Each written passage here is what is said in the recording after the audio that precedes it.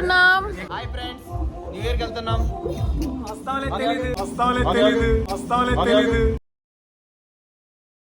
So December 30th midnight around 1 ఏఎంకి అయితే మేము బెంగుళూరు నుండి వాయనాడ్ అయితే స్టార్ట్ అయిపోయాం.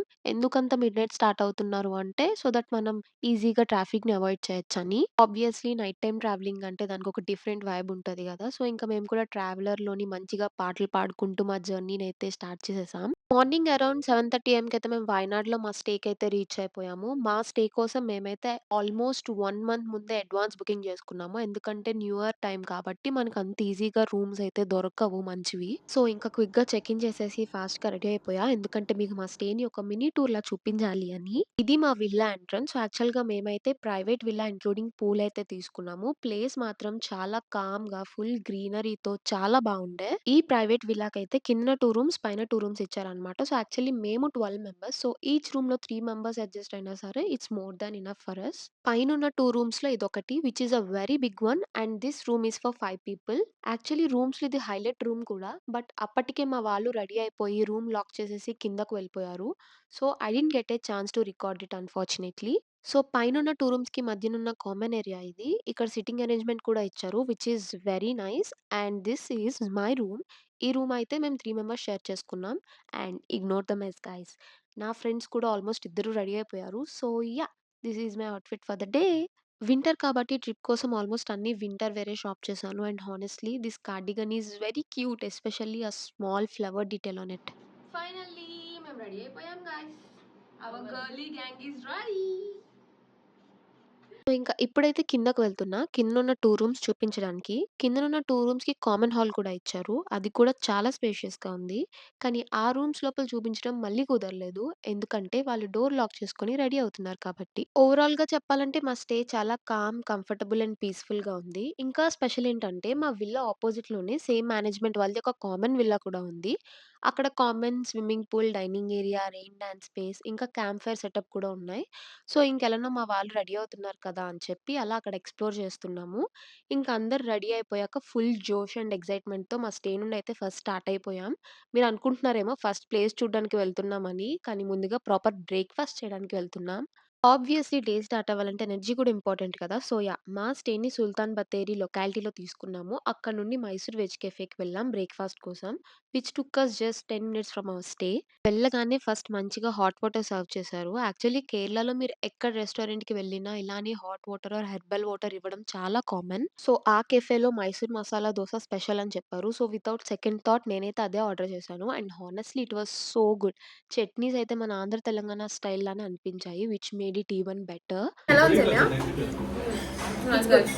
సో అలా టమ్మీ ఫుల్‌గా బ్రేక్‌ఫాస్ట్ చేస్తూ ఇంకా నెక్స్ట్ ఎక్కడికి వెళ్ళాలని డిస్కషన్ స్టార్ట్ చేసాం. ప్లాన్ సింపుల్‌గా ఉండాలని ఫిక్స్ అయ్యాం. ఈరోజు ఎలా అయినా 3 ప్లేసెస్ కవర్ చేయాలని. After a lot of discussion ఫైనల్‌గా డిసైడ్ అయిన ప్లాన్ ఏంటంటే ఫస్ట్ ఫాంటమ్ రాక్, తర్వాత Edakkal caves and finally Banasura dam. So అలా బ్రేక్‌ఫాస్ట్ ఫినిష్ చేసుకొని మా ప్లాన్ ప్రకారం ఫస్ట్ ఫాంటమ్ రాక్ అయితే స్టార్ట్ అయ్యాం. మేము బ్రేక్‌ఫాస్ట్ చేసిన కెఫే నుండి ఈ ప్లేస్‌కి అరౌండ్ 10 కిలోమీటర్స్ డిస్టెన్స్ ఉంది. అండ్ అప్రాక్సిమేట్‌లీ 15-20 మినిట్స్‌లో అక్కడికి రీచ్ అయ్యాం. So yeah! ఫాంటమ్ రాక్ అయితే రీచ్ అయిపోయాం. రీచ్ అవ్వగానే ఫస్ట్ థింగ్ నోటీస్ చేసిందేంటంటే, ఈ చుట్టుపక్కల ఉన్న రాక్ ఫార్మేషన్స్ అన్నీ చాలా డిఫరెంట్‌గా కనిపించాయి. కొన్ని కొండలు కంటిన్యూయస్ రెయిన్ వాటర్ ఫ్లో వల్ల years and years of natural erosion వల్ల ఇలా unique షేప్స్‌లో form అయ్యాయంట.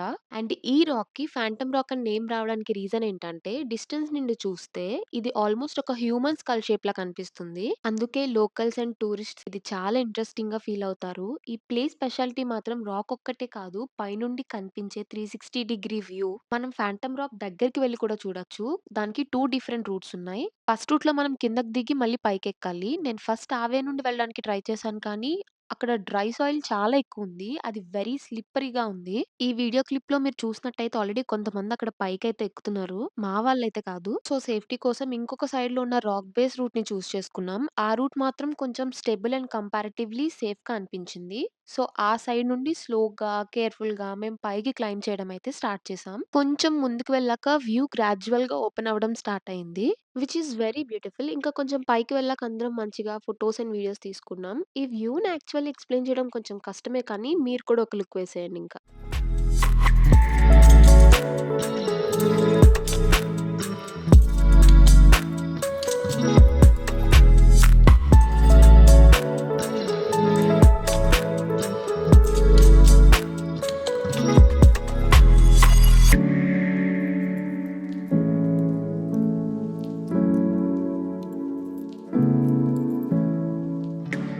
So, phantom rock నుండి మా నెక్స్ట్ డెస్టినేషన్ ఎడెక్కల్ కేవ్స్‌కైతే వచ్చేసాం. ఫాంటమ్ రాక్ నుండి జస్ట్ 6 కిలోమీటర్స్ డిస్టెన్స్. మా ట్రావెలర్ మమ్మల్ని పై వరకు డ్రాప్ చేసి పార్కింగ్ ఫుల్ ఉందని చెప్పి మళ్ళీ కిందన పార్కింగ్‌కి రిటర్న్ వెళ్ళిపోయింది. ఇంకా అక్కడి నుండి మేము నడుచుకుంటూ వెళ్ళడం స్టార్ట్ చేశాం. దారిలో అలా నడుస్తూ ఉంటే రోడ్ పక్కన మ్యాంగోస్, బటర్ మిల్క్ ఇలా కొన్ని స్నాక్స్ కనిపించాయి. అలా కొంచెం రిఫ్రెష్ అవ్వడానికి అవి తీసుకున్నాం. యాక్చువల్‌గా చెప్పాలంటే నడుస్తున్నప్పుడు ముందు ఎంత ట్రెక్ ఉందని మాకు కొంచెం కూడా ఐడియా లేదు. అలా వెళ్తూనే ఉన్నాం. కానీ కేవ్స్ మాత్రం కనిపించట్లేదు. ఇదేంటని రిటర్న్ అవుతున్న వాళ్ళలో ఒకరిని అడిగితే అప్పుడు తెలిసిన విషయం ఏంటంటే ముందు ఇంకా 1-1.5 కిలోమీటర్స్ అప్ హిల్ ట్రెక్ ఉంది. మళ్ళీ దాని తర్వాత 300-400 స్టెప్స్ ఇంకా పైకెక్కాలని. అప్పుడే అర్థమైంది ఇది జస్ట్ క్యాజువల్ వాక్ కాదు. ప్రాపర్ క్లైంబ్ ఉందని. మెయిన్ ప్రాబ్లమ్ ఏంటంటే ఆల్మోస్ట్ కంప్లీట్ స్లోప్‌లా అప్ హిల్‌లో పైకెక్కుతూనే ఉన్నాం. ఇంకో విషయం ఏంటంటే మాకు ముందే ఇదంతా ఉంటుందని ఐడియా లేదు. తెలిసుంటే దానికి తగ్గట్టు కొంచెం ప్రిపేర్ అయ్యి వచ్చేవాళ్ళం. But yeah! కొంచెం కష్టమైన ఎంతో ఇష్టంతో అలా వెళ్తూనే ఉన్నాం. Because of those beautiful views around అస్.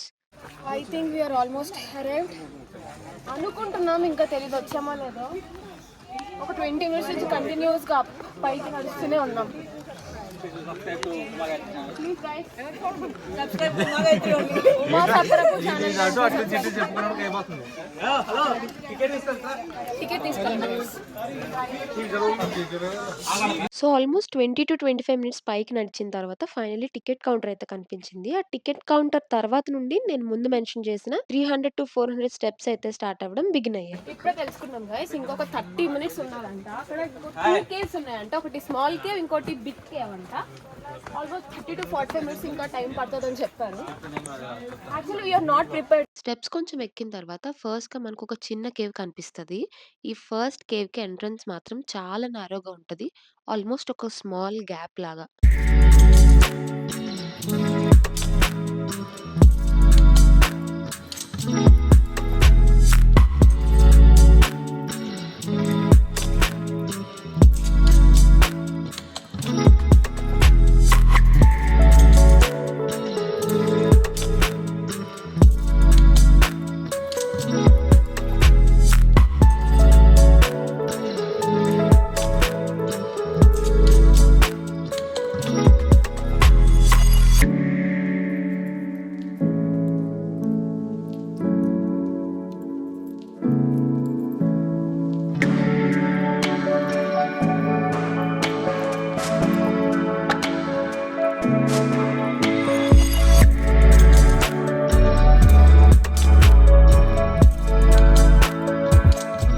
ఈ చిన్న కేవ్ వరకు వెళ్ళడానికి ఒక రూట్, వచ్చేయడానికి ఇంకో రూట్ ఉంటది. దాని తర్వాత ఇంకా కొంచెం పైకి వెళ్ళగానే సెకండ్ కేవ్ కోసం స్టెప్స్ అయితే స్టార్ట్ అవుతాయి. ఇక్కడ నుండి వెళ్ళేవాళ్ళు, వచ్చేవాళ్ళందరికీ సేమ్ స్టెప్స్ ఉంటాయి. ఈ స్టెప్స్ మాత్రం చాలా స్టీప్‌గా ఉంటాయి. ఆల్మోస్ట్ 45 డిగ్రీస్ యాంగిల్‌లో ఎక్కాలి. సో, ఇది ప్రాపర్ క్లైంబ్‌లా ఫీల్ అవుతాం. స్టెప్స్ అన్నీ ఎక్కిన తర్వాత మనకి సెకండ్ కేవ్ కనిపిస్తది. ఇదే మెయిన్ ఎడెక్కల్ కేవ్. ఈ కేవ్ ఎందుకు ఫేమస్ అంటే ఇది నార్మల్ కేవ్ కాదు. 2 పెద్ద రాక్స్ మధ్యలో ఉన్న గ్యాప్‌లోనే ఈ కేవ్ ఫార్మ్ అయింది. సింపుల్‌గా చెప్పాలంటే మనం 2 హ్యూజ్ రాక్స్ మధ్య స్పేస్‌లో నడుస్తున్నట్టు ఉంటది. అందుకే దీన్ని ఎడెక్కల్ అని పిలుస్తారు. ఇప్పుడు మెయిన్ హైలైట్ ఏంటంటే ఈ బిగ్ కేవ్ వాల్ మీద చాలా ఓల్డ్ కార్వింగ్స్ ఉన్నాయి. ఇవి thousands of years back pre historic humans rock మీద కార్వ్ చేసిన ఫిగర్స్ అంట. ఎక్స్‌పర్ట్స్ ప్రకారం ఇవి ఆల్మోస్ట్ 4000-6000 ఇయర్స్ ఓల్డ్. సో, ఇది జస్ట్ సైట్ సీయింగ్ స్పాట్ కాదు. ఇది యాక్చువల్లీ హిస్టరీని క్లోజ్‌గా చూసే ప్లేస్. క్లైంబ్ ఎంత కష్టమైనా కూడా ఇక్కడికొచ్చాక ఈ ఎక్స్‌పీరియన్స్ టోటల్లీ వర్త్ ఇట్ అనిపించింది. ఇంకా మీరు కూడా ఒక లుక్ వేసేయండి.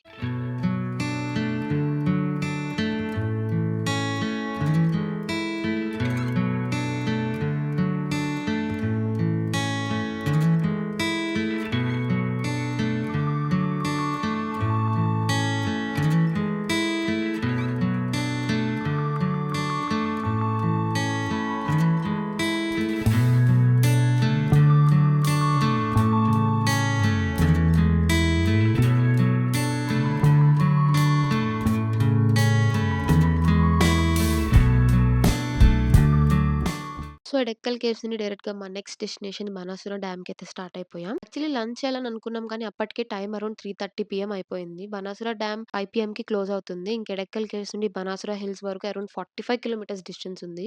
Which takes almost 1 ½ hour. So, మళ్ళీ లేట్ అయితే ప్లేస్ మిస్ అవుతామని లంచ్ స్కిప్ చేసి డైరెక్ట్‌గా స్టార్ట్ అయిపోయాం. ఫైనల్లీ ఎగ్జాక్ట్‌గా 5 పీఎంకి బాణాసుర డ్యామ్ రీచ్ అయిపోయాం. లోపలికైతే ఎంటర్ అయిపోయాం కానీ పైకి వెళ్ళాలంటే చాలా స్టెప్స్ ఉన్నాయని చెప్పారు. గుడ్ థింగ్ ఏంటంటే ఇక్కడ వ్యాన్ ఫెసిలిటీ కూడా ఉంది.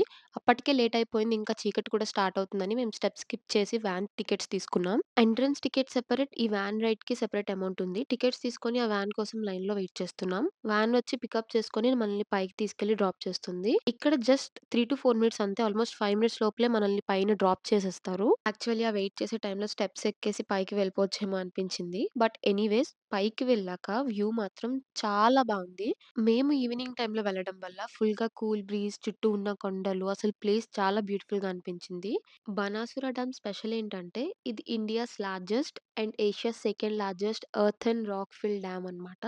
అండ్ ఇక్కడికొచ్చాక జస్ట్ వ్యూ మాత్రమే గాదు, ఇక్కడ చాలా వాటర్ యాక్టివిటీస్ కూడా ఉంటాయి. Like kayaking, boating, speed boat ride, pedal boat ఇలా చాలా ఉన్నాయి. మేమైతే కయాకింగ్ చూస్ చేసుకున్నాం. Trust me it's an amazing experience. Kayaking cost కూడా చాలా రీజనబుల్. రూ. 200 పర్ పర్సన్ ఫర్ 30 మినిట్స్. మనందరం వేరే ప్లేసెస్‌లో కయాకింగ్ చేసుండొచ్చు. కానీ ఇది మాత్రం డిఫరెంట్ లెవెల్.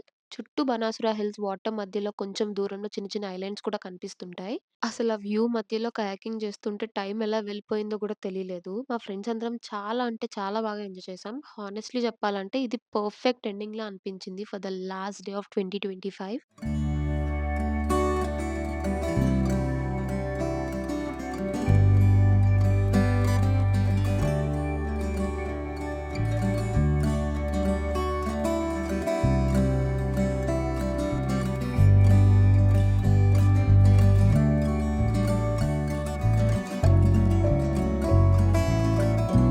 రేస్ ఖాళీ సాడే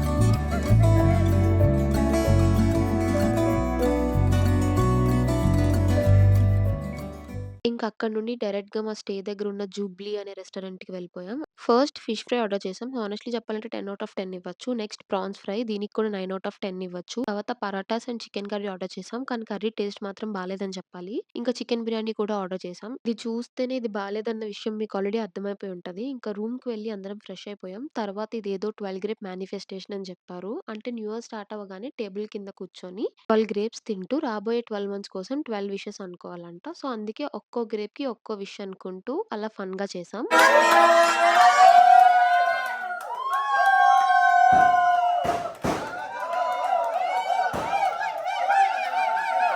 ఇంకా కేక్ కట్ చేసి న్యూ ఇయర్‌ని వెల్కమ్ చేసాం. మా విల్లా మేనేజ్‌మెంట్ వాళ్ళు క్రాకర్స్ కూడా కాల్చారు. ఫుల్ న్యూ ఇయర్ వైబ్స్ అసలు. ఇలా మా న్యూ ఇయర్ స్టార్ట్ అయింది. ఫుల్ హ్యాపీనెస్ అండ్ బ్యూటిఫుల్ మెమోరీస్‌తో. That's it for day 1 in Wayanad. See you in the next vlog. Bye.